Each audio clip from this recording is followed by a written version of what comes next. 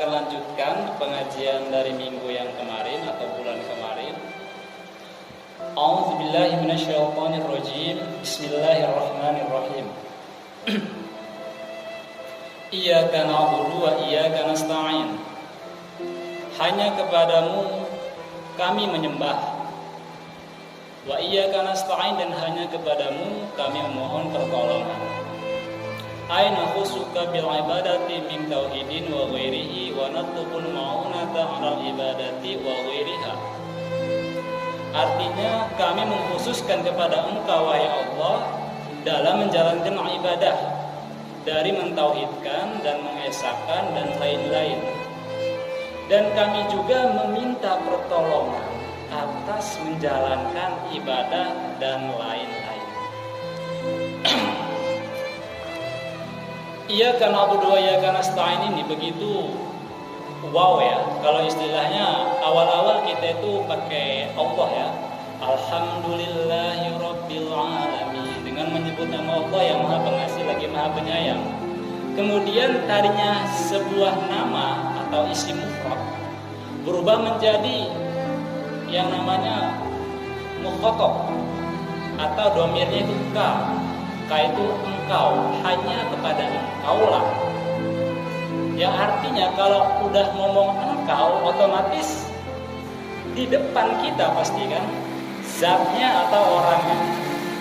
Dan ayat ini mengajarkan kita tentang ihsan. Karena kalau misalkan kita mengkaji yang namanya rukun iman itu ada 6, kayak percaya kepada Allah, kepada malaikat-malaikatnya, kepada kitab-kitabnya, kemudian kepada rasul-rasulnya, kemudian kepada hari kiamat, dan terakhir kepada takdir, qada dan qadar.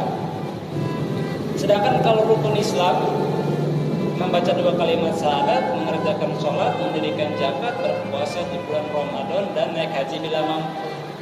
Tapi kalau ihsan itu beda lagi. Kalau ihsan itu rukunnya anta budallah ka'annaka tarah fa in lam yakun tarah fa innahu yarah. Engkau beribadah seolah-olah engkau melihat Allah. Kalau engkau tidak bisa seolah-olah melihat Allah tersebut, minimal engkau beribadah seolah-olah engkau sedang dipantau atau dilihat oleh Allah. Ini artinya mengajarkan kita tentang ihsan. Ketika kita ya Allah tunjukkanlah kami ini, ya Allah hanya kepada Engkau kami menyembah. Engkau ini berarti Allahnya dekat, dan kita pasti ngerasa bahwa Allah itu sedang melihat kita ketika kita membaca iyyaka na'budu wa iyyaka nasta'in.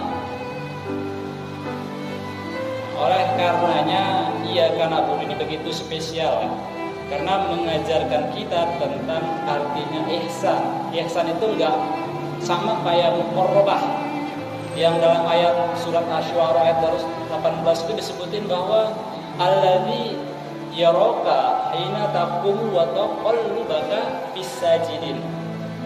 Dia Allah melihatmu ketika engkau berdiri sholat dan ketika pergerakanmu dalam sujud.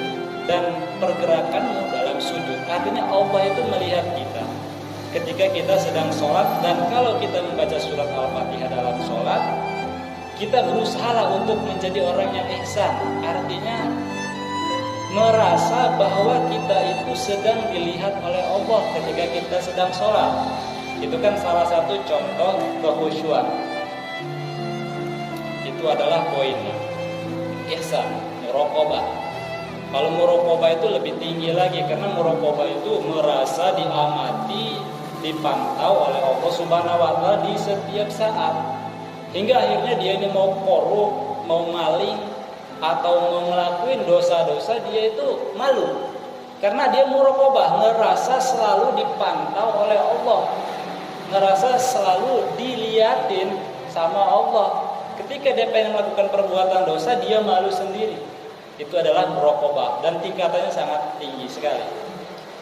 Ya minimalnya itu ya ihsan tadi ya. Ihsan yang paling minimal ketika kita ibadah, kita seolah-olah merasa bahwa kita sedang diamati oleh Allah Subhanahu wa taala, sehingga kita bisa menjadi khusyuk dalam sholat. Dan kemudian saya akan menjelaskan tentang faedah membaca Al-Fatihah, yang mana dalam suatu hadis qudsi disebutkan faida qala al-abdu alhamdulillahirabbil alamin qala Allah taala hamidani abdi. Kemudian ar-rahmanir rahim asna alayya abdi maliki yaumiddin majjadani abdi iyyaka na'budu wa iyyaka nasta'in. Hadhil ayah baini wa baina abdi wa li abdi masa'al. Yang artinya itu ketika seseorang hamba membaca alhamdulillahirabbil alamin, maka Allah itu terharu dan berkata, hambaku memujiku. Ketika hamba berkata ar-rahmanir rahim, Allah terharu lagi dengan berkata hambaku menyanjungku. Ketika kita berkata maliki yaumiddin, Allah lebih terharu lagi dan berkata hambaku mengagungkan. Dan di lafaz iyyaka na'budu wa iyyaka nasta'in, Allah langsung berkata hadil ayat ini adalah antara diriku dan hambaku, dan bagi hambaku aku kabulkan apa yang dia inginkan. Ini adalah dari hadis qudsi Allah sendiri yang berbicara.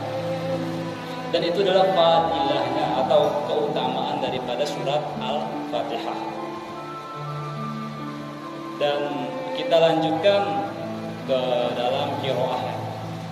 Kalau qiraah Al-Fatihah,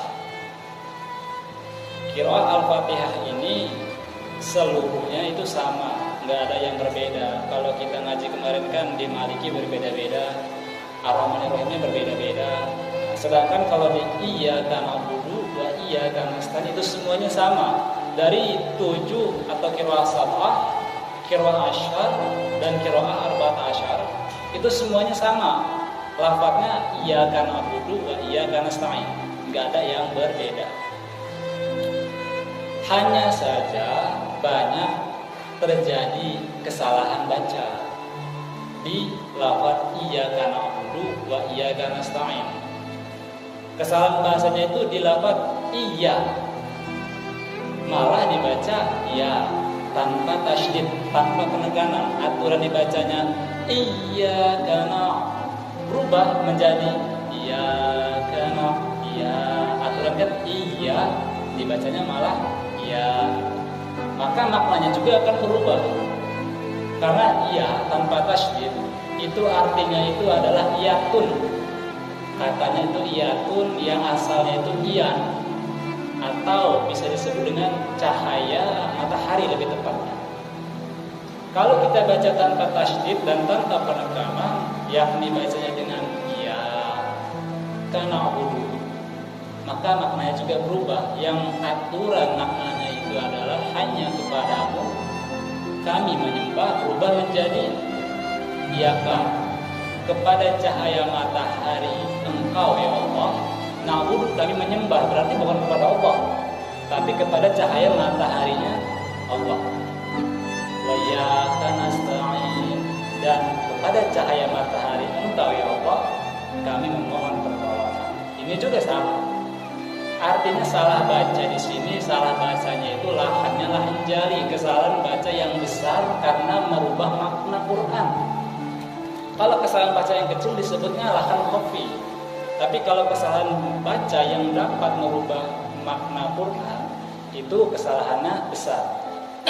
Bahkan kalau dia tidak sampai dia berhenti belajar dan terus membacanya seperti itu tanpa ada niatan belajar, maka itu bisa berdosa bacaannya tersebut. Karena termasuk dalam 10 dosa besar ya, lahan jali itu. Dan ini yang harus kita perbaiki ketika kita membaca Al-Quran di lafadz iya, supaya kita nggak salah objek. Yang aturan objeknya itu menyembah kepada Allah, khusus berubah menjadi menyembah kepada cahaya matahari. Tidak dapat dipahamin ya. Kemudian kita lanjutkan ke ayat yang selanjutnya. Ihdinas siratal mustaqim, ihdinas siratal mustaqim. Ay arsyidna ilaihi. Wa yabdalu minhu siratal ladzina an'amta 'alaihim bil hidayah wa yabdalu minal ladzina bisilati ghairil maghdubi alaihim wa humul yahudu wala ghairil dhalin wa humun nasara wa nuqtatul badali ibadatu annal muhtadina laisu bi yahudan wala nasara. Ihdinas siratal mustaqim, tunjukkanlah kami ke jalan yang lurus. Ihdina, tunjukkanlah kami as-siratal mustaqim, ke jalan yang lurus. Ihdi ini diambil dari kata hada. Kalau kita tasrif, hada yahdi hidayatan, hada yahdi hudan, wa hadiyan wa hidayatan. Bahwa hadin wada kamahdiyun ihdi, itu tasrifnya. Hada dia memberi petunjuk, yahdi dia akan memberi petunjuk, hudan petunjuk, hadiyan petunjuk, hidayatan petunjuk, hidayah petunjuk maksudnya. Hadin penunjuk, hadin penunjuk atau orang yang menunjukkan. Mahdiyun tertunjuk, orang yang ditunjuk, seperti Imam Mahdi tertunjuk. Ihdi yang terakhir, yang ibil amr, ihdi, tunjukkanlah na kami. Ihdi, tunjukkanlah na kami as-sirata, kepada jalan al-mustaqim yang lurus. Nah, berarti ihdi ini diambil dari kata hudan atau hidayah. Ya, hidayah.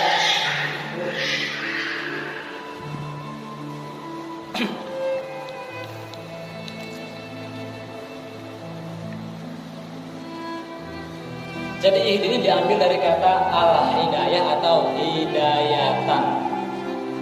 Hidayah ini dalam ilmu tafsir itu memiliki dua makna. Ya. Kita ini biar lebih khusyuk salatnya, kita gali satu persatu setiap kalimat Al-Fatihah. Ihdi ini diambil dari kata hidayah. Hidayah itu tafsirnya ada dua. Satu ad-dilalah dan yang kedua al-ma'unah. Dilalah itu artinya ihdina, ya Allah pintarkanlah kami, berilah kami ilmu pengetahuan. Itu arti kata ihdi. Maknanya dilalah, meminta ilmu, meminta dalil, petunjuk dari ilmu. Sedangkan yang keduanya tafsirnya adalah meminta ma'unah, pertolongan. Ya Allah, tolonglah kami untuk berjalan di jalan yang lurus.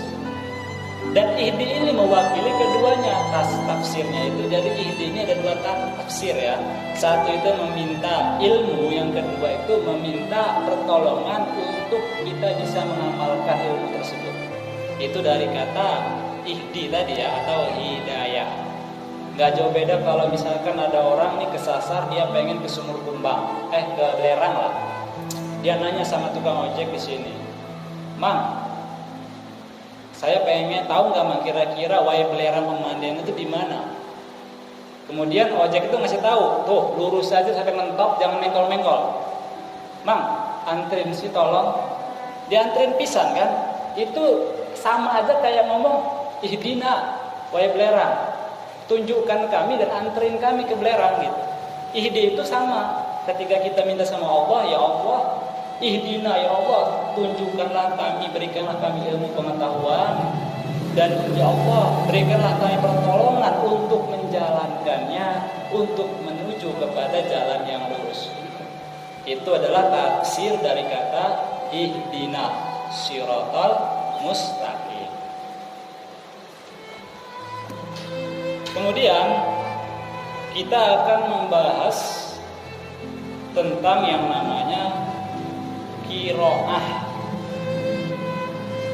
Di lafaz ihdinas siratal mustaqim, yang mana di lafaz as-sirat itu ada qiraah, 4 qiraah yang berbeda-beda.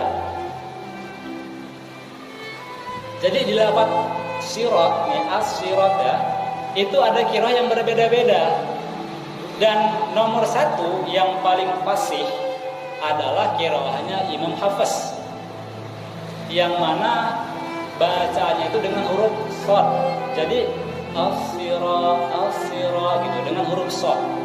Huruf shad kan kalau dalam tajwid kan wata'u wadalu wata'in wa min ulya sanaya kasofirul mustaqim.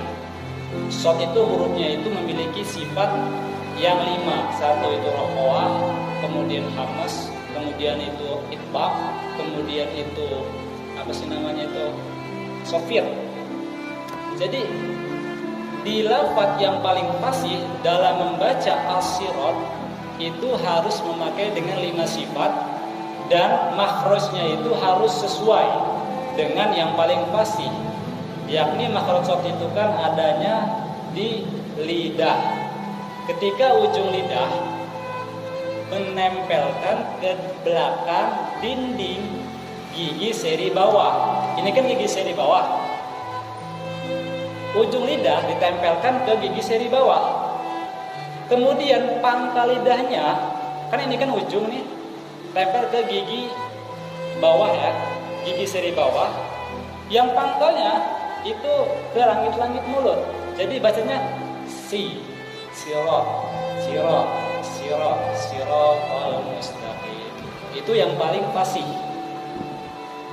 Dan yang kedua, bacaannya diperbolehkan juga shad dengan ismam. Ini bacaan daripada Imam Hamzah. Jadi kalau Imam Hamzah baca shadnya itu ismam, yakni monyong. Kalau Imam Hafiz kan ihdinas siratal mustaqim. Kalau Imam Hamzah dia dimonyongin, ihdinas sirat, dimonyongkan penyebutan huruf shadnya. Dan hukumnya sah dalam sholat. Kemudian kita lanjutkan ke yang namanya Imam Ibnu Katsir ya, Imam Qunbul. Imam Ibnu Katsir dan Imam Qunbul itu mengikuti Bani Ujrah, yakni bacaannya dengan huruf sin. Kalau tadi kan shad, ihdinas siratal mustaqim, dia dengan sin. Ihdinas siratal mustaqim dengan huruf sin. Dan sah dalam sholat, jangan disalahin. Ini hukumnya sah karena qiraahnya masuk ke dalam qiraah yang sahih, qiraah sab'ah. Qiraahnya Ibnu Katsir, Qunbul, dan Bani Ujrah. Bani Ujrah itu adalah ulama-ulama yang ada di negara Yaman. Karena mereka membaca syirat itu dengan huruf sin. Dan ini disahkan ketika kita membaca di dalam sholat. Ya. Walau jangan sampai kita menyalahkan itu ke huruf sin. Itu huruf sin itu karena dia tahu bahwa sin juga boleh, yakni mengikuti Bani Ujrah. Padahal mah emang nggak bisa ngomong short aja. Kemudian yang paling terakhir itu adalah Imam Al-Basri. Imam Al-Basri ini dan Imam Al-Kisai, dia bacaannya itu dengan huruf zai. Tadi kan shad, yang paling pasti kan shad. Kedua ismam dimonyongkan, shad. Ketiga dengan sin, si. Kemudian dengan zai. Ihdinas siratal mustaqim, zai. Ini jauh dari kata shad, zai. Dan ini hukumnya sah juga dalam sholat. Karena apa? Masuk ke dalam qiraah sab'ah, qiraah yang 7. Dan qiraah 7 itu sahih semua. Seperti bacaan Bani Kalab. Bani Kalab itu bacaannya kalau misalkan bapak-bapak berangkat ke daerah Suriah sampai di Palestina, dengerin baca Al-Fatihahnya. Bani Kalab itu orang-orang dari Palestina sampai ke Suriah itu bacanya itu dengan zai. Ihdinas siratal mustaqim, siratal ladzina an'amta 'alaihim. Jadi kita udah enggak kaget tuh kalau kita ke Suriah, kok bahasanya beda, sah ini. Sah karena itu memakai bacaan daripada ulama-ulama qurra, ulama-ulama qiraat, dan masuk ke dalam qiraah sab'ah atau disahihkan dan disahkan dibaca di dalam sholat. Jadi dapat dipahamin ya, ada 4 bacaan yang berbeda-beda dalam mengucapkan siratal. Dan yang paling pasti adalah pembacaan Imam Hafiz. Kemudian kita lanjutkan. wa yubdalu minhu siratal ladzina an'amta 'alaihim. Kata siratal ladzina menjadi badal daripada siratal mustaqim. Bil hidayati dengan hidayah, wa yubdalu minal ladzina bisilatihi, dan menjadi badal pula ghairil maghdubi 'alaihim dari alladzina bisilatihi sebab menjadi silahnya alladzina. Ayat selanjutnya adalah siratal ladzina an'amta 'alaihim. Kita langsung ke qiraah aja biarin gampang. Di dalam qiraah siratal ladzina an'amta 'alaihim, kalau sirat kan sudah dibahas tadi ya. Ada 4. Boleh dengan shad, kemudian boleh dengan ismam monyong shad, kemudian boleh juga dengan sin, dan boleh dengan zai. Boleh. Ini sudah dibahas. Yang berbeda di Al-Fatihah ini di lafaz alaihim. Dalam alaihim ini pembacaannya itu berbeda-beda. Sebagaimana Ibnu Katsir, Abu Amr dan Ibnu Katsir itu bacaannya itu gini. Ihdinas siratal mustaqim, siratal ladzina an'amta 'alaihim, ghairil maghdubi 'alaihim waladdallin. Ya alaihim, bukan alaihim, tapi alaihimu ghairil maghdubi 'alaihim waladdallin. Dan ini hukumnya sah dalam sholat kalau dibaca, karena masuk ke dalam qiraah sab'ah. Kalau bapak-bapak misalkan penasaran dengan qiraah sab'ah, cari aja kitabnya dari Imam Syatibi. Imam Syatibi itu orang yang mendeskripsikan 7 qiraah. Perbedaannya dikumpulkan dalam kitab Asy-Syatibi. Nah, disebutkan dalam alaihim itu dalam qiraah sab'ah ada yang membaca alaihimu seperti Imam Ibnu Katsir dan Imam Abu Amr. Kemudian ada lagi yang bacaannya itu seperti Imam Ja'far ya, Imam Ja'far sama Imam Khalaf. Itu bacanya bukan alaihim, juga bukan alaihimu, tapi siratal ladzina an'amta 'alaihim ghairil maghdubi 'alaihim waladdallin. Dia berubah menjadi alaihum. Tadi alaihim, berubah alaihimu menjadi alaihum. Dan ini hukumnya sah ketika dibaca dalam sholat.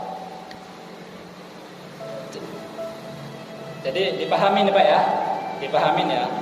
Yang bertanggung jawab ya Pak, ulama qurra yang bertanggung jawab terhadap sahnya. Karena ulama qurra seluruhnya mensahkan qiraah sab'ah dibaca di dalam sholat. Mensahkan. Kalau kita ke negara-negara Suriah atau misalkan ke negara-negara Palestina atau ke negara-negara yang bermazhab lain atau berqiraah lain, itu pasti kita akan menemukan bacaan yang berbeda-beda. Tapi dia bahasanya masih dalam, termasuk dalam qiraah sab'ah, qiraah yang 7. Siratal ladzina an'amta 'alaihim. Kita lanjutkan. Siratal ladzina, jalannya orang-orang, an'amta 'alaihim, yang telah kau beri nikmat, 'alaihim atas mereka, bil hidayati dengan nikmat hidayah, petunjuk, wa yubdalu minal ladzina bisilatihi. Di lafaz siratal ladzina, kalau kita terjemahkan, tunjukkanlah kami kepada jalan yang lurus, jalannya orang-orang. Kenapa enggak jalan Allah sekalian? Kenapa harus jalannya orang-orang? Maka di sini dijawab oleh para ulama, karena manusia itu mustahil bisa niru Allah. Allah itu kan mukhalafatul hawadisi. Allah itu tidak serupa dengan makhluk. Allah mazat, kalau makhluk kan punya tangan, punya kelamin, punya mata, punya kaki, punya hidung. Nggak mungkin manusia bisa meniru Allah. Oleh karenanya di sini siratal ladzina, jalannya orang-orang yang telah Kau beri nikmat atas mereka. Karena kata Nabi juga kan, shollu kama ra'aitumuni usolli. Salatlah kalian semua wahai sahabatku sebagaimana kalian melihat aku salat. Artinya di sini kita itu salatnya harus sesuai dengan apa yang sudah Nabi jalani. Shollu kama ra'aitumuni usolli, salatlah kalian sebagaimana kalian melihat aku salat. Artinya kan kita ini disuruh ngikut jalannya Nabi, tata caranya Nabi. Tapi kan Nabi kan nggak ada di zaman sekarang karena Nabi sudah wafat. Ya minimal belajar, ikutilah jalannya orang-orang sesudah Nabi. Kemudian seterusnya sampai ke zaman sekarang. Kayak misalkan Nabi ngajarin para sahabat, sahabat ngajarin ulama tabi'in, tabi'in ngajarin tabi'ut, tabi'ut ngajarin tabi'in tabi'ut, tabi'in tabi'ut ngajarin ulama muqaddam, ulama muqaddam ngajarin ulama muakhir, mutaakhirin, ulama mutaakhirin ngajarin para kiai, para ulama, para ustadz, para santri dan lain-lain di zaman sekarang. Artinya kita itu belajar harus berdasarkan sandaran, yang sandaran tersebut sampai kepada Nabi Muhammad SAW. Sebagaimana kalau misalkan kita lihat dari Sayyidina Ali bin Abi Thalib, Sayyidina Ali ini dulu ketika di Madinah Islam sudah kondusif, di Madinah itu Islam sudah berjalan, sholat jamaah semuanya itu ikut pengajian, ibu-ibu, bapak-bapak itu hadir semua. Bahkan hampir 90% dari orang-orang yang balik itu sudah hafal Quran. Hafal Qurannya 30 juz semua di kota Madinah. Dan Sayyidina Ali dia mikir, kalau saya di sini namanya waqi'atul ain, suatu fakta. Untuk apa saya di sini? Mending saya pergi ke negara Irak yang ada di Kufah, atau kota Kufah yang ada di Irak. Dia pergi ke sana untuk nasrul Islam, menyebarkan agama Islam di kota Kufah yang ada di negara Irak.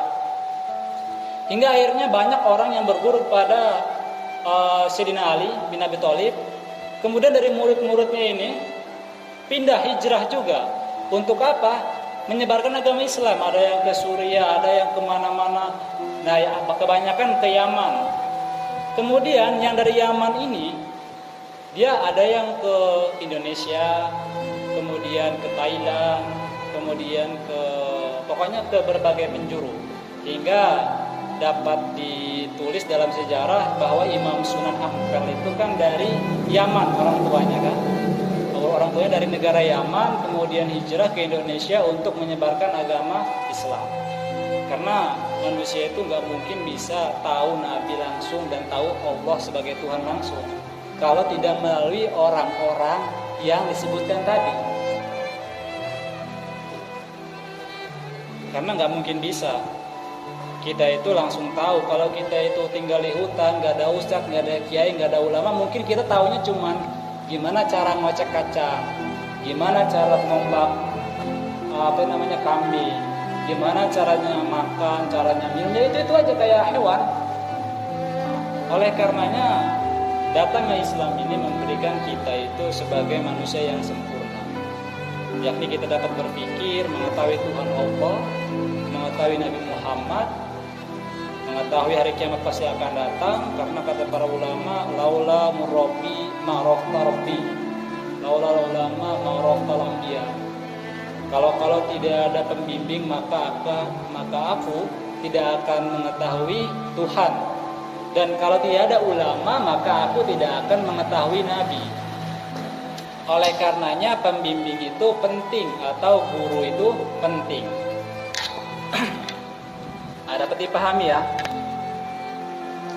Cuman kalau misalkan melihat realita di zaman sekarang ini, orang-orang lebih condong ke buku terjemahan atau ke YouTube, ke Google dan ke sosmed untuk mempelajari agama.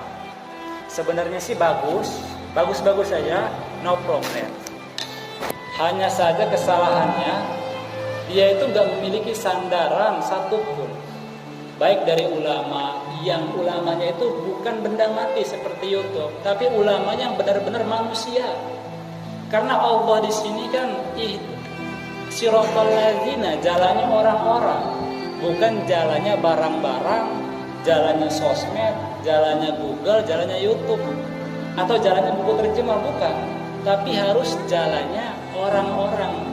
Minimal harus memiliki sandaran guru, atau memiliki guru yang benar-benar gurunya ini manusia, bukan benda mati. Inilah yang dimaksud dengan siratal ladzina, jalannya orang-orang yang telah engkau beri nikmat atas mereka.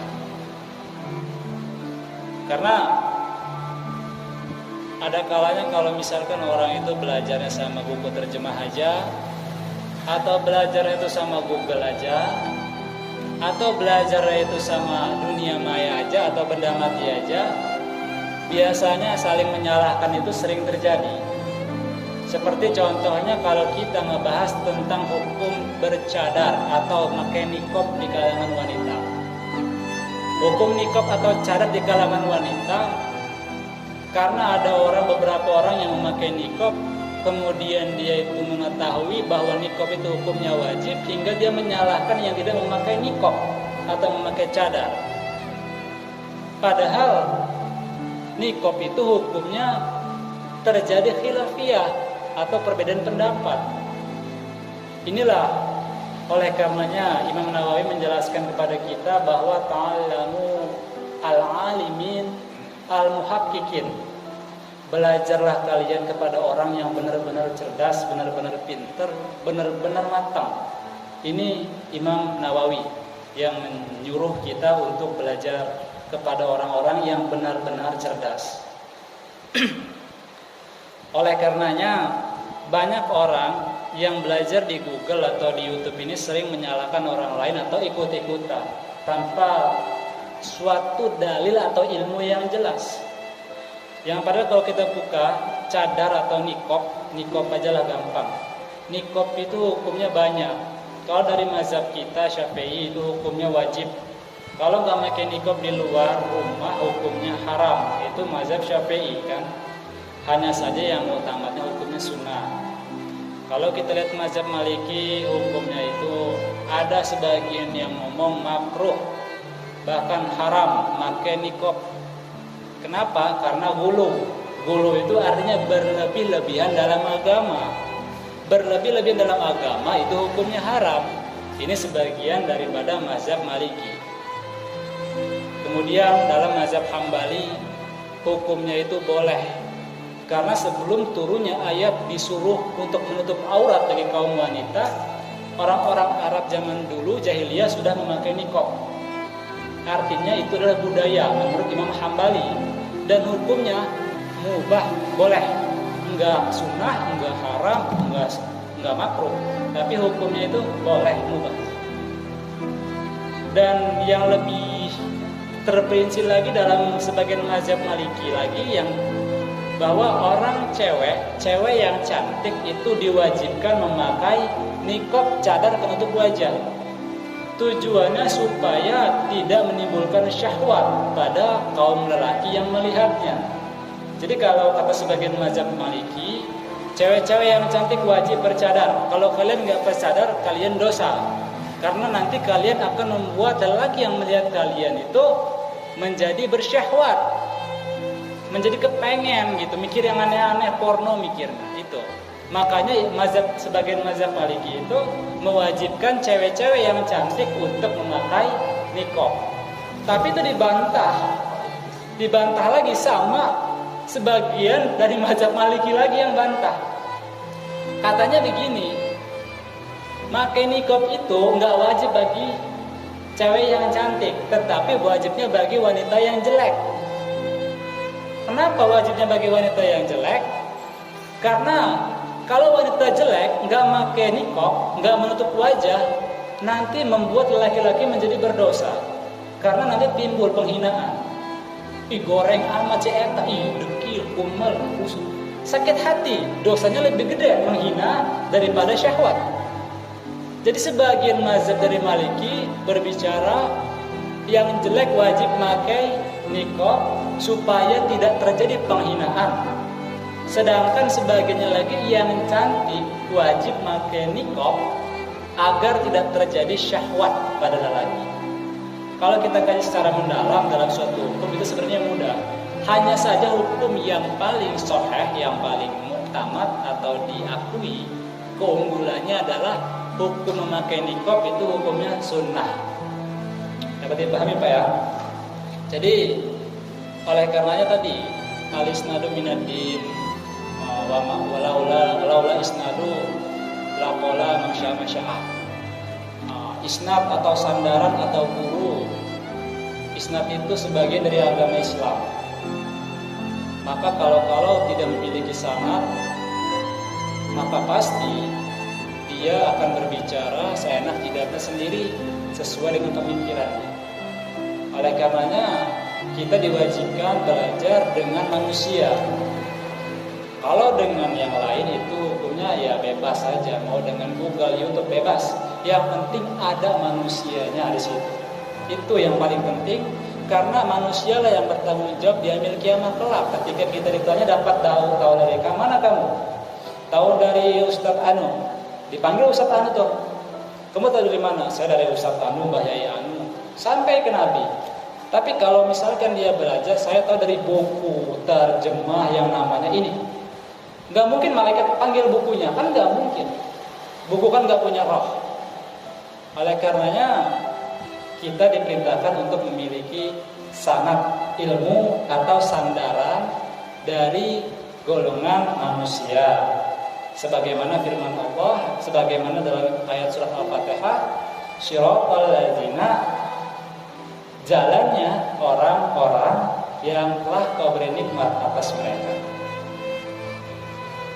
Jadi dapat dipahami bahwa sanad hukumnya adalah wajib. Kemudian kita sambung ke ayat yang selanjutnya. Ghairil maghdubi 'alaihim. Ghairil maghdubi 'alaihim wa humul yahud. Bukan jalannya orang-orang yang dimurkai atas mereka. Wa hum, dan mereka al-yahudu adalah orang-orang Yahudi. Walau ghairil dhalin, dan juga bukan jalannya orang-orang yang tersesat. Wahum Nasara, dan mereka semua adalah orang-orang Nasrani.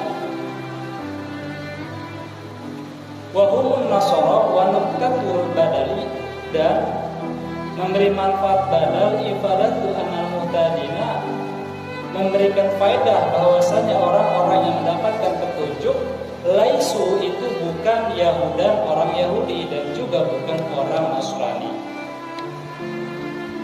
Dari lafaz ghairil maghdubi, kenapa di sini ya sebutannya itu Yahudi?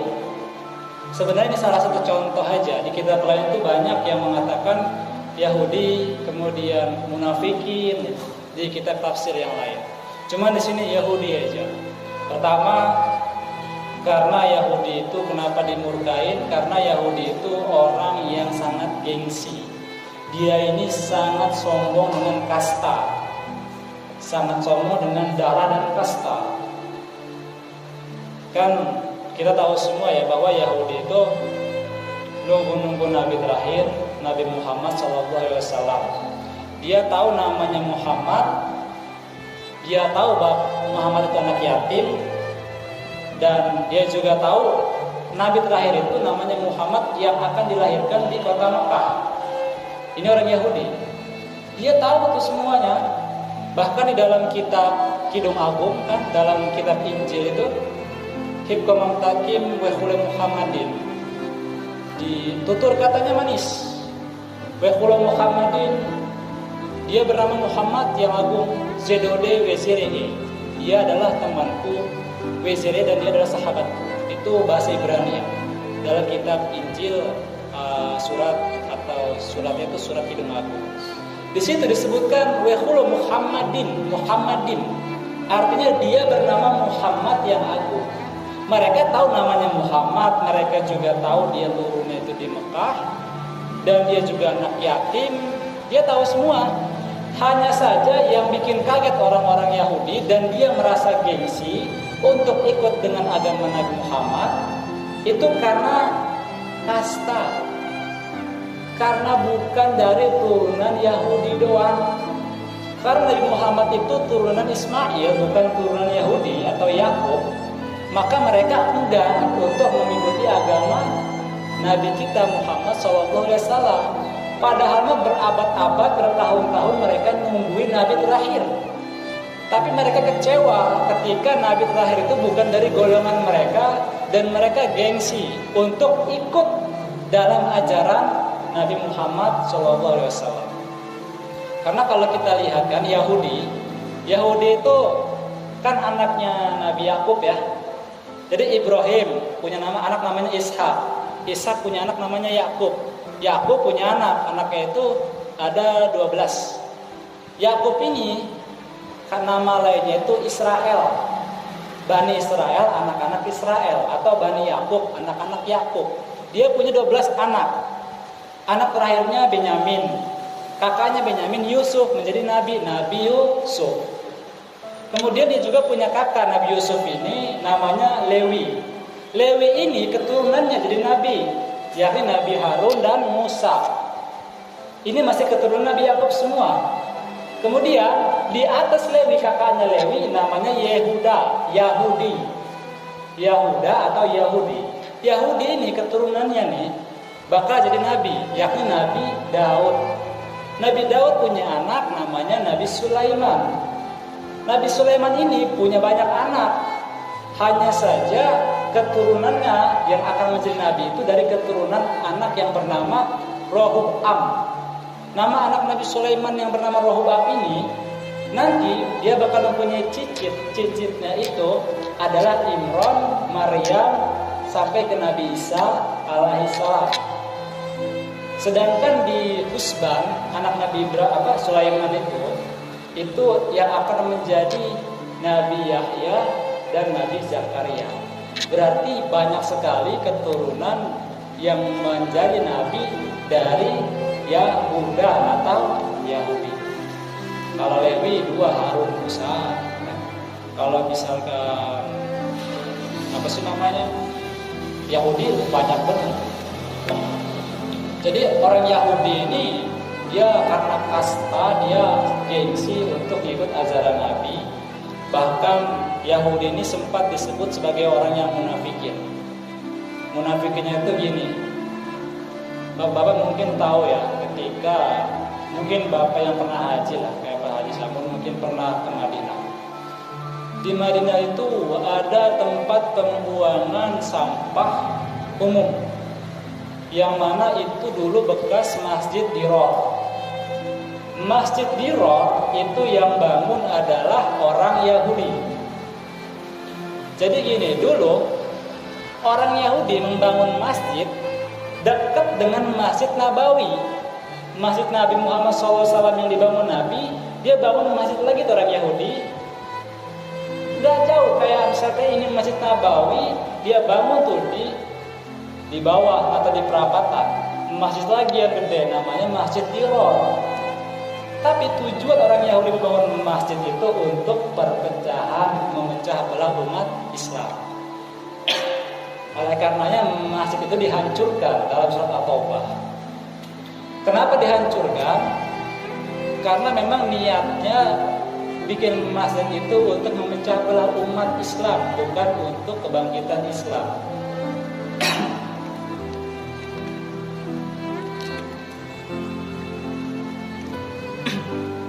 Lanjutin minum sebentar. Ini kita ngebahas tentang sejarah aja ya, karena saya biasa ngajar tafsir, jadi saya senang sama sejarah.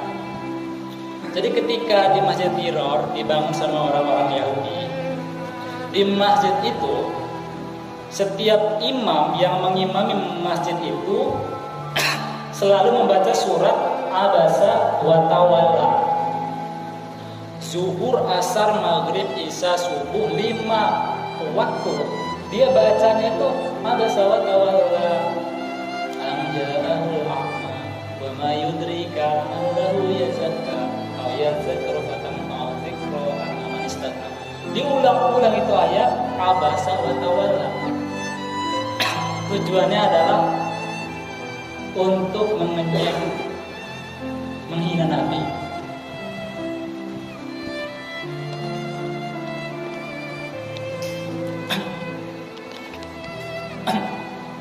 Untuk menghina Nabi, dia bacanya itu di setiap sholat bacanya Abasa wa Tawalla an ja'al a'ma, terus-terusan, subuh, maghrib, isya.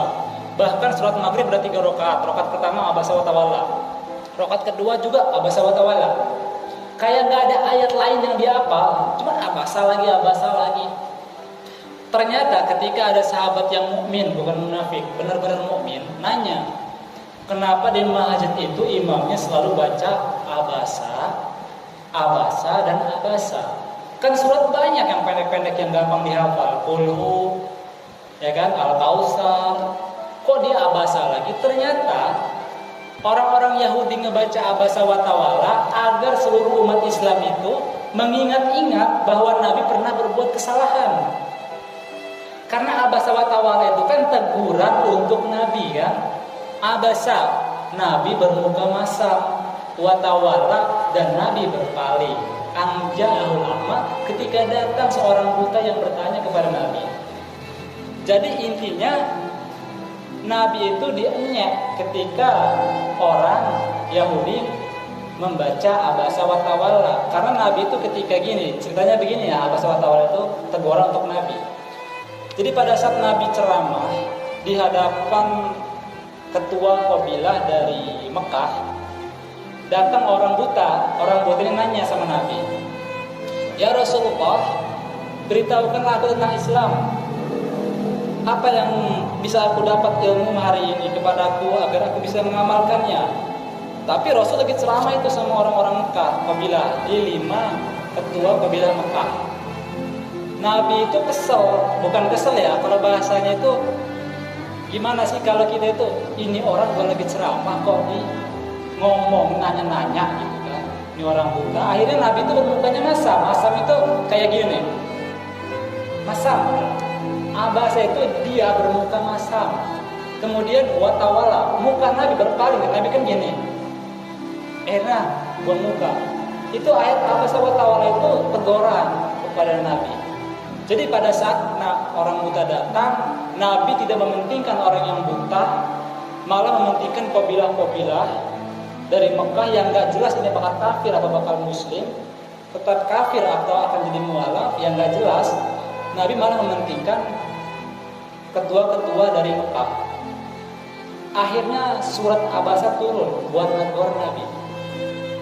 Dia bermuka masam dan dia berpaling ketika datang orang buta untuk bertanya kepadanya, yang benar-benar sudah Islamnya, benar-benar pengen tahunya gitu.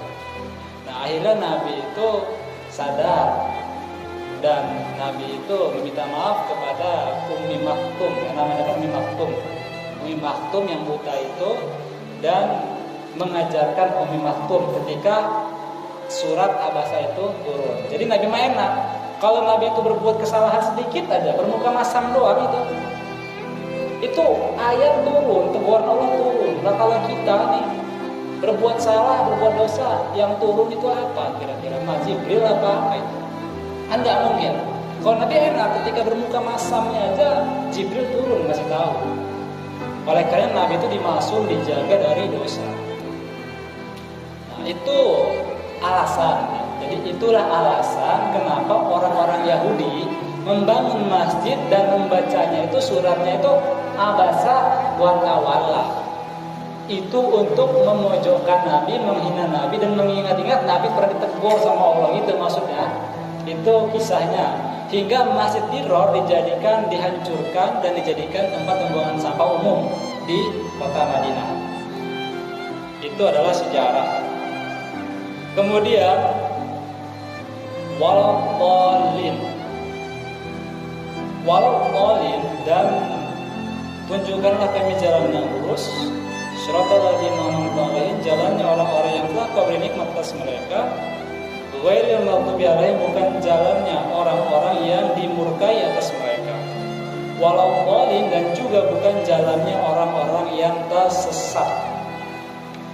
Orang-orang yang tersesat, dan dikategorikan orang yang tersesat di sini itu adalah orang-orang Nasrani. Kenapa orang Nasrani dikategorikan sesat? Orang Nasrani dikategorikan sesat. Ini kan menjadi pertanyaan ya. Kenapa ulama mufassir, orang-orang ahli tafsir kebanyakan menafsirkan waladhdallin ini sebagai orang-orang Nasrani? Pasti ada Nasraninya itu. Orang Nasrani adalah orang-orang yang tersesat. Karena ada pertanyaan mengapa, maka pasti ada jawabannya. Jawabannya adalah, saya kutip dari Al-Imran ayat 52, yang bacanya itu, falamma hassa Isa minhumul kufra qala man ansari ilallah qala al-hawariyuna nahnu ansarullah amana billahi wa syahida annal muslimun. Ini ayat Al-Imran ayat 52 ya. Surat Al-Imran ayat 52. Sengaja saya kutip karena saya ingat itu. Alasan awal mula kenapa orang-orang Nasrani disebut sebagai orang yang tersesat. Alasannya itu ada di ayat ini. Falamma hassa Isa minhumul kufra, ketika Nabi Isa merasa ada kekufuran dari pengikut-pengikutnya. Qala man ansari ilallah, maka Nabi Isa itu berkata atau bertanya, Nabi Isa bertanya kepada pengikutnya, man ansari ilallah, siapakah di antara kalian yang ingin menjadi pembantu, penolong agama Allah? Qala al-hawariyuna nahnu ansarullah. Kemudian menjawablah Hawari tersebut, kami akan menjadi penolong-penolong agama Allah. Kami adalah orang-orang yang menjadi penolong agama Allah. Kami beriman kepada Allah. Di sini disebut Hawari. Hawari kan? Qala hawariyuna nahnu ansarullah. Kami adalah ketika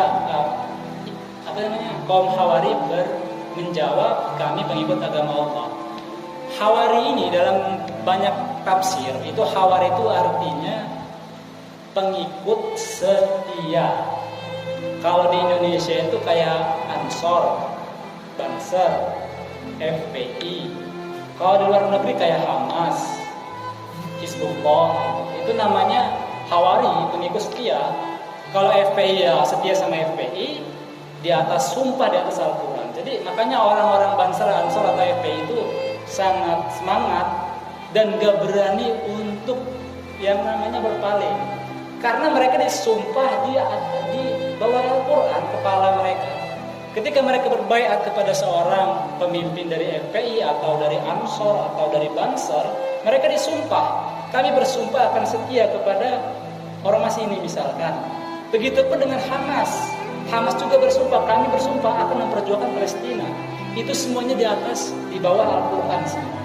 Sumpah mereka itu. Oleh karenanya mereka itu juang mati-matian dan gak berani berpaling. Takutnya kayak kaum Hawari. Hawari itu kan tadi pengikut Nabi Isa. Pengikut Nabi Isa artinya pengikut setianya Nabi Isa. Kenapa disebut Hawari? Dulu itu kan namanya bukan Hawari. Karena dulu Nabi Isa itu punya pengikut jumlahnya 70 lebih ya. Jumlah pengikut Nabi Isa ini ada 70 lebih. Berkurang dan menjadi 12. Pengikut setia dari Nabi Isa hanya 12 dari 70 lebih. Karena takut pengecut. Yang mana pengikut-pengikut yang 12 tersebut namanya itu pertama Andres, Barnabas, Matius, Bartolomeus, Filipus, kemudian itu Yakobus bin Zabdi, Yahya bin Zabdi, Yudas, kemudian itu Yudas Iskariot, kemudian itu apa sih namanya itu Tadeus dan Filipus. Itu 12 Hawari. nama-nama tersebut. Nah, jadi ketika mereka mengikuti Nabi Isa, kabur karena mereka itu dikejar-kejar sama Herodes, raja Palestina. Kenapa dia dikejar-kejar Herodes, raja Palestina? Karena Herodes ini nggak mau kalau sampai ada nabi. Kalau sampai ada nabi lagi turun, nanti kerajaan dia, tahta dia bisa hancur, tergulingkan. Karena pasti banyak yang ngikut tuh kalau tentang agama. Apalagi Nabi Isa ini kan orang yang sangat hebat, menghidupkan orang mati, mengobati orang buta, tuli, bisu dan lain-lain. Herodes takut dan Herodes memerintahkan agennya untuk mencari Nabi Isa alaihissalam. Ketika Herodes itu meminta agennya, agen itu namanya Saulus ya. Nama agen Herodes ini Saulus. Saulus ini adiknya dari Kostabarus. Sedangkan Kostabarus ini iparnya dari Herodes. Herodes punya adik cewek, nikah sama Kostabarus. Kostabarus punya adik. Adiknya ini namanya Saulus. Saulus ini jadi agen Herodes untuk mencari dan membunuh Nabi Isa alaihissalam. Tapi Saulus ini nggak tahu keberadaan di mana sih Hawariyun dan Nabi Isa itu berada. Hingga akhirnya dia ini meminta satu akses yang bisa mengetahui keberadaan daripada Nabi Isa dan pengikutnya itu. Meminta siapa? Ananias. Yang dipinta aksesnya itu maksudnya, karena cuma Ananias lah yang bisa masuk keluar dari Hawari tersebut. Dan Ananias ini memanfaatkan dari Hawari, 12 Hawari tadi ya.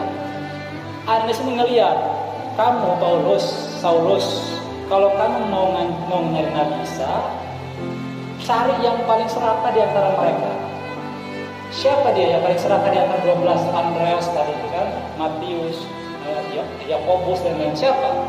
Disebut yang paling serakah itu di Yudas Iskariot. Itu kata Ananias, kamu ambil dia, kamu ajak kong kali kong. Nanti kan bisa tahu tuh keberadaan Nabi Isa. Sodok aja duit atau apa pangkat. Dan kebetulan Yudas Iskariot itu bendaharanya Nabi Isa alaihissalam. Yudas Iskariot ini bendahara Nabi Isa alaihissalam. Tapi aneh, dia ini bendahara.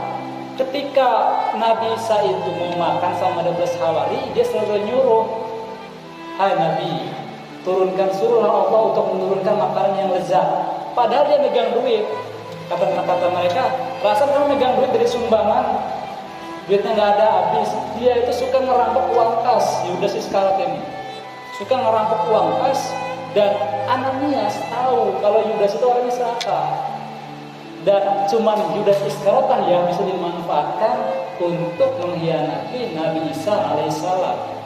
Hingga akhirnya Yudas Iskariot ini dipanggil sama Ananias, dipertemukan sama Saulus, dan Yudas Iskariot bersekongkol untuk memburu keberadaan daripada Nabi Isa alaihissalam. Dan ketika pada saat Nabi Isa itu diketahui keberadaannya dan diburu, tempatnya sudah dikepung, Nabi Isa diangkat ke langit dalam Quran, dan Yudas Iskariot berubah wajahnya, diserupakan dengan Nabi Isa alaihissalam, bentuk, seragam dan seluruhannya. Hingga akhirnya yang ditangkap bukan Nabi Isa, malah Yudas Iskariot yang disalib.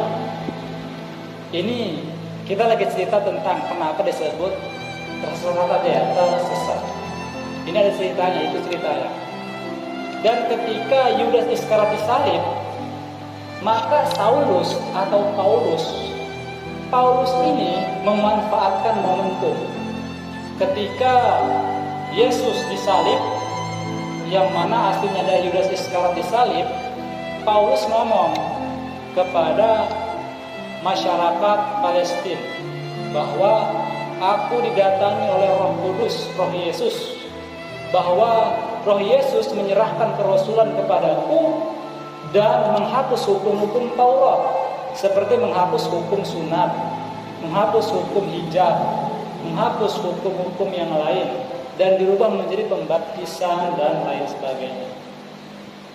Dan awal mulanya orang-orang Palestina ini nggak percaya. Masa iya si Paulus itu kan yang ngeburu-buru Nabi Isa, yang mau ngebunuh. Kemudian dia juga orangnya itu ya banyak dosa lah jatuhnya, sering korupsi dan lain-lain. Kok bisa-bisanya dia dianugerahkan oleh Yesus untuk meneruskan kerasulannya? Tapi lambat laun karena dukungan dari Raja Herodes dan dukungan dari Gubernur Edomia yang bernama Kostabarus, kakaknya tersebut, itu malas masyarakat Palestina mulai percaya kepada kerasulan Paulus. Percaya karena didukung sama raja. Yang ngedukung raja sebodoh-bodohnya orang. Kalau yang ngedukungnya raja, gubernur, pasti sukses. Gak perlu yang namanya pintar, gak perlu ganteng. Yang penting dia punya kenal orang dalam, orang bertata, dia bisa maju. Dan itu dilakukan Paulus. Dan semuanya punya kepentingan. Kepentingan Herodes, dia bisa menarik pajak dari setiap gereja, dari penghapusan dosa, pembaptisan, dan lain-lain sumbangan. Sedangkan Kostabarus, pangkatnya sebagai gubernur kota Edomia sampai mati, sampai ke anak cucu. Dan Paulus, kepentingannya dia menjadi rasul dan dihormati, dimuliakan oleh masyarakat Palestina. Dan akhirnya terjadilah Kristenisasi. Ini juga saya nggak ada ini diambil dari kitab Raja-Raja, kan kisah Raja-Raja, kemudian kitab Roma, Kidung Agung, kemudian Matius, Yesaya, dan lain-lain. Karena saya juga dulu pernah diskusi tentang masalah kristologis seperti ilmu kristologis itu membuka sejarah Yesus. Nah, itu awal mulanya disebutnya orang-orang Nasrani itu tersesat. Itu yang tersesat itu bukan Paulus, bukan Herodes, bukan Kostabarus. Yang tersesat itu adalah pengikutnya, ya. Oleh karenanya disebut Abdul ini sebagai orang Nasrani. Karena orang Nasrani itu benar tersesat, dia ketipu sama pangkat, sama Rasulullah Paulus, dan pokoknya dia itu orang-orang yang tersesat sebab kebodohan dan dia tertipu. Jadi itu adalah akhir dari ayat yang sudah kita kaji tafsirnya, yakni sejarah dan pembacaan per ayat atau per kata. Mungkin tambahannya saya akan membahas tentang lafaz amin aja ya, biar nggak terjadi cekcok. Amin. Ketika kita membaca Al-Fatihah kan, disebutkan dalam satu kitab yang namanya Mazhab Arba'ah itu wa yusanu akibal Fatihah takmin. Disunahkan ketika selesai membaca surat Al-Fatihah membaca amin. Dan afsahahunna wa ashharuhunna amin bil madi wa takhfif. Artinya di sini ada 4 bacaan amin yang maknanya itu sama. Amin kan baca artinya kan istajib ya. Amin artinya itu istajib atau kabulkanlah ya Allah. Itu arti amin. Yang paling pas dibaca amin itu ya amin dengan mad panjang dan takhfif. Itu yang paling fasih dan yang paling terkenal. Tapi di qiraah yang kedua boleh dibaca dengan qasri dan tahfif. Bahasanya boleh gini, amin itu boleh. Jadi ketika waladhdallin boleh baca amin. Amin itu pendek, qasr. Kemudian yang ketiga boleh dibaca imalah. Yang tadinya amin berubah menjadi amin, jadi men, amin itu boleh, imalah disebut. Dan yang keempat itu dengan tasydid. Tadinya amin berubah menjadi Amin. Pasti mimnya panjang. Amin. Itu boleh. Ya, bolehnya siapa yang mengatakan boleh bukan saya, tapi dalam kitab Al-Azkar An-Nawawi disebutin bahwa ada 4 rukun dalam membaca amin. 1 amin, kedua amin, ketiga amin, keempat amin. Paham ya? Akhirnya kita sudah selesai dalam mengkaji atau mendahului surah Al-Fatihah. Untuk selanjutnya boleh pertanyaan.